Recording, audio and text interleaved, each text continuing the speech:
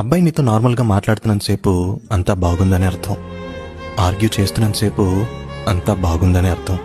అది చేయకు, ఇది చేయకు, వాళ్ళతో మాట్లాడుకు, వీళ్ళతో మాట్లాడుకు అంటున్నాడా, అయినా అంతా బాగుందని అర్థం.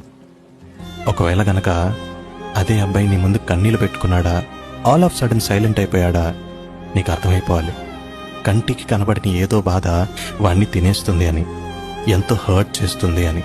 సో వాడింకా లాస్ట్ ఫేజ్ ఆఫ్ అండర్స్టాండింగ్లో ఉన్నాడని అర్థం. ప్రేమలో ఉంటూ గొడవ పడతాడు, ఆర్గ్యూ చేస్తాడు, పొసెసివ్ అవుతాడు. కానీ ఒక్కసారి వాడికి ఇవన్నీ వేస్ట్ అనిపించాక టోటల్ సైలెంట్ అయిపోతాడు. ఎందుకంటే వాడికి తెలుసు వాడు తన బెస్ట్ ఇచ్చాడని, వాడి ప్రేమను చేతకంతనంగా తీసుకుంటున్నారు అని, తన పెట్టిన ఎఫర్ట్స్కి వాల్యూ లేదని అర్థమైంది. అన్నీ బాగు చేసే ప్రయత్నం చేశాడని, ఏం చేసినా కొన్ని మారవని, ఒకవేళ మారే ప్రయత్నం చేసినా నమ్మే స్టేజ్లో తను లేడని. మీ అందరికీ చెప్పేది ఒకటే, అబ్బాయిల కన్నీళ్ళని లైట్గా తీసుకోకండి. And also don't give me some bullshit quotes that men shouldn't cry. ఆడు మనిషే, వాడిది మనసే, వాడికి కూడా బాధ అనేది ఉంటుంది. అందుకే అబ్బాయిల కన్నీళ్ళని లైట్గా తీసుకోకండి.